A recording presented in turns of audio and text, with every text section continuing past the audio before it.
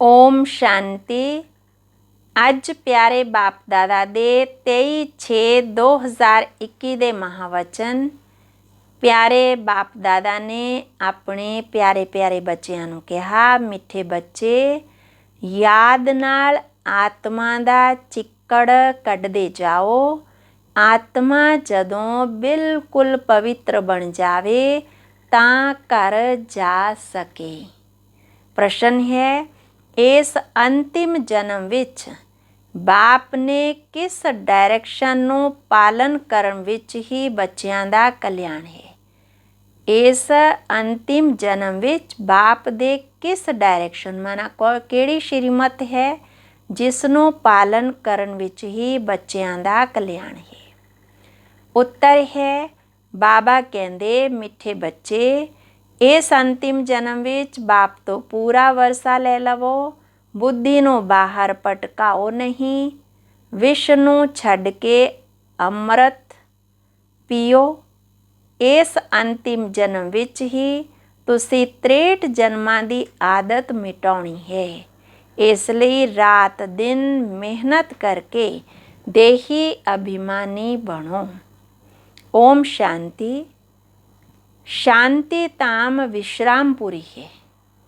ਇਸ ਦੁਨੀਆ ਤੋਂ ਸਾਰੇ ਥੱਕੇ ਹੋਏ ਹਨ, ਚਾਹੁੰਦੇ ਹਨ ਕਿ ਅਸੀਂ ਆਪਣੇ ਸੁਖ ਧਾਮ ਵਿੱਚ ਜਾਈਏ। ਇਹ ਦੁਨੀਆ ਹੁਣ ਚੰਗੀ ਨਹੀਂ ਲੱਗਦੀ। ਸਤਯੁਗ ਵਿੱਚ ਦੇਖਦੇ ਹੋ, ਸਵਰਗ ਦੇਖਦੇ ਹੋ ਤਾਂ ਨਰਕ ਨਾਲ ਦਿਲ ਕਿਵੇਂ ਲੱਗੇ। ਕਹਿੰਦੇ ਹਨ, ਬਾਬਾ ਜਲਦੀ ਕਰੋ, ਇਸ ਦੁੱਖ ਧਾਮ ਤੋਂ ਲੈ ਚੱਲੋ। ਬਾਬਾ ਸਮਝਾਉਂਦੇ ਹਨ, ਇਹ ਤਾਂ ਛੀਛੀ ਦੁਨੀਆ ਹੈ। ਇਸ ਦਾ ਨਾਮ ਹੀ ਹੈ ਆਸੁਰੀ ਦੁਨੀਆ, ਨਰਕ। ਇਹ ਕੋਈ ਚੰਗਾ ਅਕਸ਼ਰ ਨਹੀਂ ਹੈ ਨਾ। ਇਹ ਤਾਂ ਬਾਬਾ ਕਹਿੰਦੇ, ਕਿੱਥੇ ਤਾਂ ਦੇਵੀ ਦੁਨੀਆ, ਕਿੱਥੇ ਆਸੁਰੀ ਦੁਨੀਆ। ਇਸ ਆਸੁਰੀ ਦੁਨੀਆ ਵਿੱਚ ਸਾਰੇ ਤੰਗ ਹੋ ਗਏ, ਪਰੰਤੂ ਵਾਪਸ ਕੋਈ ਜਾ ਨਹੀਂ ਸਕਦੀ।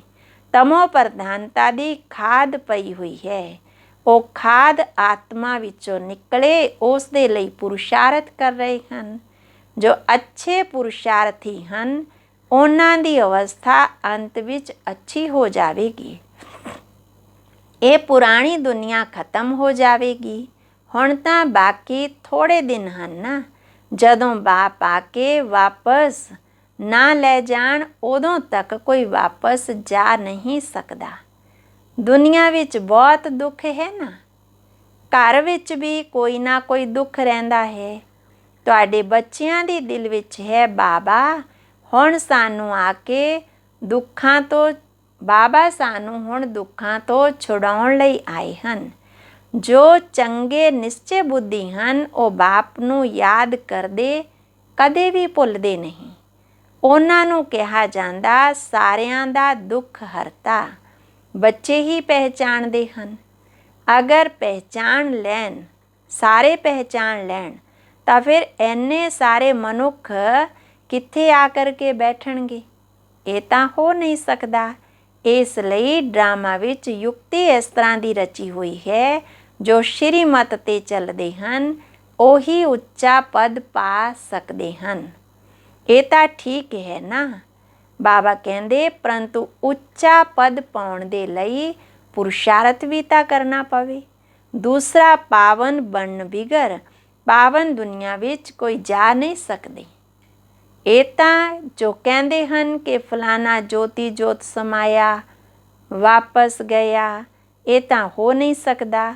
ਜੋ ਪਹਿਲਾਂ ਸ੍ਰਿਸ਼ਟੀ 'ਤੇ ਆਏ ਹਨ, ਲਕਸ਼ਮੀ ਨਾਰਾਇਣ, ਉਹ ਵੀ ਵਾਪਸ ਨਹੀਂ ਜਾ ਸਕਦੇ, ਤਾਂ ਹੋਰ ਕਿਵੇਂ ਕੋਈ ਵਾਪਸ ਜਾ ਸਕਦੇ।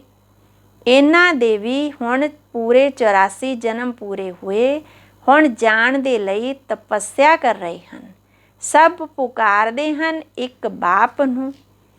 ਬਾਬਾ ਕਹਿ ਰਹੇ ਕਿ ਆਤਮਾ ਬੁਲਾਉਂਦੀ ਹੈ ਨਾ ਆਪਣੇ ਪਿਤਾ ਨੂੰ। ਫਾਦਰ ਕਹਿੰਦੇ ਹੋ ਤਾਂ ਸਮਝਦੇ ਹੋ ਕਿ ਅਸੀਂ ਆਤਮਾ ਹਾਂ। ਆਤਮਾ ਵੀ ਕੋਈ ਚੀਜ਼ ਤਾਂ ਹੈ ਨਾ। ਆਤਮਾ ਕੋਈ ਵੱਡੀ ਚੀਜ਼ ਨਹੀਂ ਹੈ। ਉਹ ਤਾਂ ਇੱਕ ਸੂਖਸ਼ਮ ਬਿੰਦੀ, ਅਤੀ ਸੂਖਸ਼ਮ ਹੈ। ਜਿਵੇਂ ਬਾਬਾ ਹੈ, ਇਸ ਤਰ੍ਹਾਂ ਦਾ ਆਤਮਾ ਦਾ ਸਰੂਪ ਹੈ। ਹੁਣ ਬਾਪ ਦੀ ਤੁਸੀਂ ਮਹਿਮਾ ਕਰਦੇ ਹੋ। ਉਹ ਸਤ ਚਿੱਤ ਆਨੰਦ ਸਵਰੂਪ ਹੈ, ਗਿਆਨ ਦਾ ਸਾਗਰ ਹੈ, ਆਨੰਦ ਦਾ ਸਾਗਰ ਹੈ। ਤੁਹਾਡੀ ਆਤਮਾ ਵੀ ਉਹਨਾਂ ਦੇ ਸਮਾਨ ਬਣਦੀ ਹੈ। ਤੁਹਾਡੀ ਬੁੱਧੀ ਵਿੱਚ ਹੁਣ ਸਾਰੇ ਸ੍ਰਿਸ਼ਟੀ ਚੱਕਰ ਦੇ ਆਦਿ ਮੱਧ ਅੰਤ ਦਾ ਗਿਆਨ ਆ ਗਿਆ ਹੈ। ਬਾਬਾ ਕਹਿੰਦੇ ਹਨ, ਤੁਸੀਂ ਆਪਣੇ ਜਨਮਾਂ ਨੂੰ ਨਹੀਂ ਜਾਣਦੇ ਹੋ, ਮੈਂ ਆ ਕੇ ਸੁਣਾਉਂਦਾ ਹਾਂ। ਇਹ ਸਾਰੇ ਸੁਣਦੇ ਹੋਏ ਵੀ ਪੱਥਰ ਬੁੱਧੀ ਸਮਝਦੇ ਨਹੀਂ ਕਿ 84 ਲੱਖ ਜਨਮ ਹੋਣ ਤਾਂ ਕੋਈ ਸੁਣਾ ਹੀ ਕਿਵੇਂ ਸਕਦਾ ਹੈ। ਹੁਣ ਤੁਸੀਂ ਜਾਣਦੇ ਹੋ ਕਿ ਅਸੀਂ ਬ੍ਰਾਹਮਣ ਹਾਂ। ਅਸੀਂ 84 ਜਨਮ ਲਏ। ਬ੍ਰਹਮਾ ਨੇ ਵੀ 84 ਜਨਮ ਲਏ, ਵਿਸ਼ਨੂੰ ਨੇ ਵੀ 84 ਜਨਮ ਲਏ। ਬ੍ਰਹਮਾ ਸੋ ਵਿਸ਼ਨੂੰ, ਵਿਸ਼ਨੂੰ ਸੋ ਬ੍ਰਹਮਾ। ਲਕਸ਼ਮੀ ਨਾਰਾਇਣ ਹੀ 84 ਜਨਮ ਲੈ ਕੇ ਫਿਰ ਬ੍ਰਹਮਾ ਸਰਸਵਤੀ ਬਣਦੇ ਹਨ। ਇਹ ਵੀ ਸਮਝਣ ਦੀ ਗੱਲ ਹੈ ਨਾ। ਹੁਣ ਤੁਸੀਂ ਆਤਮਾ ਦੇਵਤਾ ਬਣਦੇ ਹੋ। ਬਾਬਾ ਨੇ ਹਮਸੋ ਦਾ ਅਰਥ ਵੀ ਦੱਸਿਆ ਹੈ। ਆਤਮਾ ਸੋ ਦੇਵਤਾ ਬਣਦੇ ਹੋ, ਫਿਰ ਅਸੀਂ ਸੋ ਖਸ਼ਤਰੀਏ, ਅਸੀਂ ਸੋ ਵੈਸ਼ਯ ਸ਼ੂਦਰ ਬਣਦੇ ਹਾਂ। ਇੰਨੇ ਜਨਮ ਲੈਂਦੇ ਹਾਂ, ਫਿਰ ਅਸੀਂ ਸੋ ਬ੍ਰਾਹਮਣ ਬਣਦੇ ਹਾਂ। ਬ੍ਰਾਹਮਣਾਂ ਦਾ ਵੀ ਇਹ ਇੱਕ ਜਨਮ ਹੈ। ਇਹ ਤੁਹਾਡਾ ਜਨਮ ਜੋ ਬ੍ਰਾਹਮਣ ਜਨਮ ਹੈ ਸੰਗਮ ਯੁੱਗ ਦਾ, ਇਹ ਜਨਮ ਬਾਬਾ ਕਹਿੰਦੇ ਹੀਰੇ ਵਰਗਾ ਜਨਮ ਹੈ। ਬਾਪ ਕਹਿੰਦੇ ਹਨ ਇਹ ਤੁਹਾਡਾ ਉੱਤਮ ਸਰੀਰ ਹੈ। ਇਸ ਨਾਲ ਤੁਸੀਂ ਸਵਰਗ ਦਾ ਵਰਸਾ ਪਾ ਸਕਦੇ ਹੋ। ਇਸ ਲਈ ਹੁਣ ਹੋਰ ਕੋਈ ਤਰਫ ਭਟਕੋ ਨਹੀਂ। ਗਿਆਨ ਅੰਮ੍ਰਿਤ ਪੀਓ। ਸਮਝ ਵਿੱਚ ਵੀ ਆਉਂਦਾ ਹੈ ਕਿ ਬਰੋਬਰ 84 ਜਨਮ ਲੈਂਦੇ ਹੋ। ਤੁਸੀਂ ਪਹਿਲਾਂ ਸਤਯੁਗ ਵਿੱਚ ਸਤੋ ਪ੍ਰਧਾਨ ਸੀ, ਫਿਰ ਸਤੋ ਬਣੇ, ਫਿਰ ਚਾਂਦੀ ਦੀ ਖਾਦ ਪਈ। ਇੱਕਦਮ ਪੂਰਾ ਹਿਸਾਬ ਦੱਸਦੇ ਹਨ। ਹੁਣ ਗੌਰਮੈਂਟ ਕਹਿੰਦੀ ਹੈ ਕਿ ਸੋਨੇ ਵਿੱਚ ਖਾਦ ਮਿਲਾਓ, 14 ਕੈਰਟ ਸੋਨਾ ਪਹਿਨੋ। ਸੋਨੇ ਵਿੱਚ ਖਾਦ ਪਾਉਣਾ ਇਹ ਭਾਰਤ ਵਾਸੀ ਅਪਸ਼ਗੁਨ ਸਮਝਦੇ ਹਨ। ਸ਼ਾਦੀ ਕਰਾਉਂਦੇ ਹਨ ਤਾਂ ਇੱਕਦਮ ਸੱਚਾ ਸੋਨਾ ਪਹਿਨਦੇ ਹਨ, ਕਿਉਂਕਿ ਪਹਿਲਾਂ ਤਾਂ ਇਸ ਤਰ੍ਹਾਂ ਦਾ ਹੀ ਸੀ। ਸੋਨੇ ਵਿੱਚ ਵੀ ਭਾਰਤ ਵਾਸੀਆਂ ਦਾ ਬਹੁਤ ਪਿਆਰ ਹੈ। ਕਿਉਂ? ਭਾਰਤ ਦੀ ਹੀ ਗੱਲ ਛੱਡੋ, ਸਤਯੁਗ ਵਿੱਚ ਤਾਂ ਸੋਨੇ ਦੇ ਮਹਿਲ ਹੋਣਗੇ, ਸੋਨੇ ਦੀਆਂ ਇੱਟਾਂ ਸੀ। ਬਾਬਾ ਕਹਿੰਦੇ ਉੱਥੇ ਤਾਂ ਸੋਨਾ ਚਾਂਦੀ ਦੀ ਢੇਰੀ ਲੱਗੀ ਰਹਿੰਦੀ ਹੈ। ਮਾਇਆ ਮਛੰਦਰ ਦਾ ਖੇਲ ਦਿਖਾਉਂਦੇ ਨਾ, ਉਸਨੇ ਸੋਨੇ ਦੀਆਂ ਇੱਟਾਂ ਦੇਖੀਆਂ, ਸੋਚਿਆ ਲੈ ਜਾਂਦਾ ਹਾਂ। ਧਿਆਨ ਵਿੱਚ ਮਨਾ ਕਿਸੇ ਨੇ ਸਾਖਸ਼ਾਤਕਾਰ ਕੀਤਾ, ਸੋਚਿਆ ਲੈ ਜਾਂਦਾ ਹਾਂ। ਨੀਚੇ ਉਤਰਿਆ ਤਾਂ ਦੇਖਿਆ ਕੁਝ ਵੀ ਨਹੀਂ। ਕੁਝ ਨਾ ਕੁਝ ਗੱਲ ਲੱਗਦੀ ਹੈ। ਬੱਚੀਆਂ ਸਮਝਦੀਆਂ ਹਨ ਕਿ ਅਸੀਂ ਫਿਰ ਤੋਂ ਸਵਰਗ ਵਿੱਚ ਜਾਂਦੇ ਹਾਂ। ਫਿਰ ਅਗਰ ਪਤੀ ਆਦਿ ਤੰਗ ਕਰਦੇ ਤਾਂ ਵਿਚਾਰੀਆਂ ਅੰਦਰ ਬਹੁਤ ਰੋਂਦੀਆਂ ਹਨ, ਬੰਧਨ ਵਾਲੀਆਂ। ਕਦੋਂ ਅਸੀਂ ਸੁਖਧਾਮ ਵਿੱਚ ਜਾਵਾਂਗੇ? ਬਾਬਾ ਹੁਣ ਜਲਦੀ ਕਰੋ। ਬਾਪ ਕਹਿੰਦੇ ਬੱਚੇ ਜਲਦੀ ਕਿਵੇਂ ਕਰਾਂ? ਪਹਿਲਾਂ ਤੁਸੀਂ ਯੋਗ ਬਲ ਨਾਲ ਆਪਣਾ ਚਿੱਕੜ ਤਾਂ ਕੱਢੋ, ਯੋਗ ਦੀ ਯਾਤਰਾ ਤੇ ਰਹੋ। ਬਾਪ ਧੀਰਜ ਦਿੰਦੇ ਹਨ। ਤੁਸੀਂ ਜਾਣਦੇ ਹੋ ਸਤਯੁਗ ਵਿੱਚ ਹਰ ਚੀਜ਼ ਸਤੋ ਪ੍ਰਧਾਨ ਹੋਵੇਗੀ।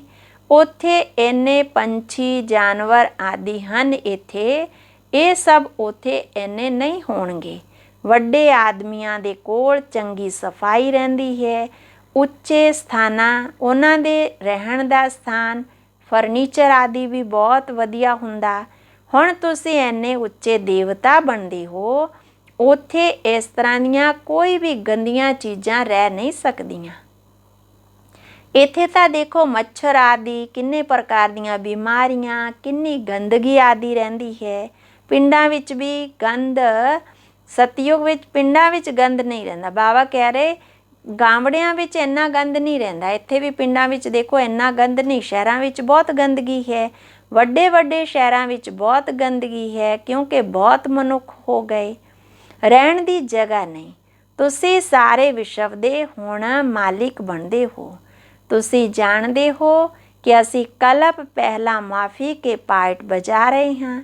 ਰੁਦਰ ਗਿਆਨ ਯੱਗ ਵਿੱਚ ਅਨੇਕ ਪ੍ਰਕਾਰ ਦੇ ਅਸੁਰਾਂ ਦੇ ਵਿਘਨ ਤਾਂ ਪੈਣਗੇ। ਫਿਰ ਮਨੁੱਖ ਸਮਝਦੇ ਹਨ ਅਸੁਰ ਲੋਕ ਉੱਪਰ ਤੋਂ ਗੰਧ ਗੋਬਰ ਆਦਿ ਮਨਾ ਪਾਉਂਦੇ ਸੀਗੇ। ਕੋਈ ਯੱਗ ਰਚਿਆ, ਉਹਦੇ ਵਿੱਚ ਆਸੁਰਾਂ ਨੇ ਗੰਧ ਪਾਇਆ, ਪਰੰਤੂ ਨਹੀਂ, ਤੁਸੀਂ ਦੇਖਦੇ ਹੋ ਕਿ ਕਿੰਨੇ ਵਿਘਨ ਪੈਂਦੇ ਹਨ। ਅਬਲਾਵਾਂ ਤੇ ਅਤਿਆਚਾਰ ਹੁੰਦੇ ਤਾਂ ਪਾਪ ਦਾ ਘੜਾ ਤਾਂ ਭਰੇਗਾ ਨਾ। ਬਾਬਾ ਕਹਿੰਦੇ ਥੋੜਾ ਸਹਿਨ ਕਰਨਾ ਪਵੇਗਾ। ਤੁਸੀਂ ਆਪਣੇ ਬਾਪ ਨੂੰ ਔਰ ਵਰਸੇ ਨੂੰ ਯਾਦ ਕਰਦੇ ਰਹੋ। ਮਾਰ ਖਾਣ ਸਮੇਂ ਵੀ ਬੁੱਧੀ ਵਿੱਚ ਯਾਦ ਕਰੋ ਸ਼ਿਵ ਬਾਬਾ। ਤੁਹਾਨੂੰ ਤਾਂ ਬੁੱਧੀ ਵਿੱਚ ਗਿਆਨ ਹੈ ਨਾ। ਤੁਸੀਂ ਫਾਂਸੀ ਤੇ ਚੜ੍ਹਦੇ ਹੋ, ਕਿਸੇ ਨੂੰ ਫਾਂਸੀ ਤੇ ਚੜਾਉਂਦੇ ਹਨ ਤਾਂ ਪਾਦਰੀ ਲੋਕ ਕਹਿੰਦੇ ਗॉड ਫਾਦਰ ਨੂੰ ਯਾਦ ਕਰੋ। ਇਸ ਤਰ੍ਹਾਂ ਨਹੀਂ ਕਹਿੰਦੇ ਕਿ ਕੋਈ ਕ੍ਰਾਈਸਟ ਨੂੰ ਯਾਦ ਕਰੋ। ਇਸ਼ਾਰਾ ਗॉड ਦੇ ਲਈ ਕਰਦੇ, ਕਿਉਂਕਿ ਉਹ ਇੰਨਾ ਪਿਆਰਾ ਹੈ, ਉਸ ਨੂੰ ਸਭ ਯਾਦ ਕਰਦੇ ਹਨ। ਆਤਮਾ ਪੁਕਾਰਦੀ ਹੈ। ਹੁਣ ਦੇਹੀ ਅਭਿਮਾਨੀ ਬਣਨ ਵਿੱਚ ਮਿਹਨਤ ਹੈ। 63 ਜਨਮ ਦੇਹ ਅਭਿਮਾਨੀ ਰਹੇ। ਹੁਣ ਇੱਕ ਜਨਮ ਵਿੱਚ ਉਹ ਅੱਧਾ ਕਲਪ ਦੀ ਆਦਤ ਮਿਟਾਉਣੀ ਹੈ।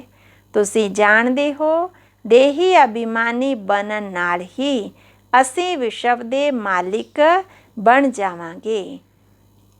ਅੱਗੇ ਬਾਬਾ ਕਹਿ ਰਹੇ ਕਿ ਇਹ ਲక్ష్ਮੀ ਨਾਰਾਇਣ ਦੇਖੋ, ਸਵਰਗ ਦੇ ਮਾਲਿਕ ਬਾਪ ਦੀ ਮੱਤ ਨਾਲ ਹੀ ਬਣੇ ਹਨ ਨਾ। ਤਾਂ ਇਹ ਸਮਝਣ ਲਈ ਸਾਰੀਆਂ ਗੱਲਾਂ ਕਿੰਨੀ ਅੱਛੀ ਬੁੱਧੀ ਚਾਹੀਦੀ ਹੈ। ਸ਼੍ਰੀਮਤ ਤੇ ਸ੍ਰੇਸ਼ਟ ਮਤ ਇੱਕ ਬਾਪ ਦੀ ਹੈ। ਅੱਛਾ, ਮਿੱਠੇ ਮਿੱਠੇ ਸਿੱਕੇ ਲੱਦੇ ਬੱਚਿਆਂ ਪ੍ਰਤੀ ਮਾਤ ਪਿਤਾ ਬਾਪ ਦਾਦਾ ਦਾ ਯਾਦ ਪਿਆਰ ਅਤੇ ਗੁੱਡ ਮਾਰਨਿੰਗ। ਰੂਹਾਨੀ ਬਾਪ ਦੀ ਰੂਹਾਨੀ ਬੱਚਿਆਂ ਨੂੰ ਨਮਸਤੇ। ਧਾਰਨਾ ਲਈ ਮੁੱਖ ਸਾਰ ਹੈ। ਪਹਿਲਾ ਪੁਆਇੰਟ, ਇਸ ਇੱਕ ਜਨਮ ਵਿੱਚ 63 ਜਨਮਾਂ ਦੇ ਪੁਰਾਣੇ ਦੇਹ ਅਭਿਮਾਨ ਦੀ ਆਦਤ ਮਟਾਉਣ ਦੀ ਮਿਹਨਤ ਕਰਨੀ ਹੈ। ਦੇਹੀ ਅਭਿਮਾਨੀ ਬਣ ਸਵਰਗ ਦਾ ਮਾਲਿਕ ਬਣਨਾ ਹੈ। ਦੂਸਰਾ, ਇਸ ਹੀਰੇ ਤੁੱਲ ਉੱਤਮ ਜਨਮ ਵਿੱਚ ਇਸ ਬੁੱਧੀ ਨੂੰ ਭਟਕਾਉਣਾ ਨਹੀਂ ਹੈ। ਸਤੋ ਪ੍ਰਧਾਨ ਬਣਨਾ ਹੈ। ਅਤਿਆਚਾਰਾਂ ਨੂੰ ਸਹਿਨ ਕਰ ਬਾਪ ਤੋਂ ਪੂਰਾ ਵਰਸਾ ਲੈਣਾ ਹੈ। ਵਰਦਾਨ ਹੈ, ਸੋਚਣਾ, ਬੋਲਣਾ ਅਤੇ ਕਰਨਾ ਤਿੰਨਾਂ ਨੂੰ ਸਮਾਨ ਬਣਾਉਣ ਵਾਲੇ ਸਰਵੋਤਮ ਪੁਰਸ਼ਾਰਥੀ ਭਵ। ਸਾਰੀਆਂ ਸਿੱਖਿਆਵਾਂ ਦਾ ਸਾਰ ਹੈ ਕਿ ਕੋਈ ਵੀ ਕਰਮ ਤੋਂ ਦੇਖਣ, ਉੱਠਣ, ਬੈਠਣ, ਚੱਲਣ, ਸੌਣ ਤੋਂ ਫਰਿਸ਼ਤਾਪਣ ਹੀ ਦਿਖਾਈ ਦੇਵੇ। ਹਰ ਕਰਮ ਵਿੱਚ ਅਲੌਕਿਕਤਾ ਹੋਵੇ। ਕੋਈ ਵੀ ਲੌਕਿਕਤਾ ਕਰਮ ਵਾ ਸੰਸਕਾਰਾਂ ਵਿੱਚ ਨਾ ਹੋਵੇ। ਸੋਚਣਾ, ਕਰਨਾ, ਬੋਲਣਾ ਸਭ ਸਮਾਨ ਹੋਵੇ। ਇਸ ਤਰ੍ਹਾਂ ਨਹੀਂ ਕਿ ਸੋਚਦੇ ਤਾਂ ਸੀ ਕਿ ਇਹ ਨਾ ਕਰੀਏ, ਪਰੰਤੂ ਕਰ ਲਿਆ। ਜਦੋਂ ਤਿੰਨੋਂ ਹੀ ਇੱਕ ਸਮਾਨ ਅਤੇ ਬਾਪ ਸਮਾਨ ਹੋਣ ਤਾਂ ਕਹਾਂਗੇ ਸ੍ਰੇਸ਼ਟ व ਸਰਵੋਤਮ ਪੁਰਸ਼ਾਰਥੀ। ਸਲੋਗਨ ਹੈ, ਜ਼ਿੰਮੇਵਾਰੀ ਉਠਾਉਣਾ ਅਰਥਾਤ ਐਕਸਟਰਾ ਦੁਆਵਾਂ ਦਾ ਅਧਿਕਾਰੀ ਬਣਨਾ। ਅੱਛਾ, ਓਮ ਸ਼ਾਂਤੀ।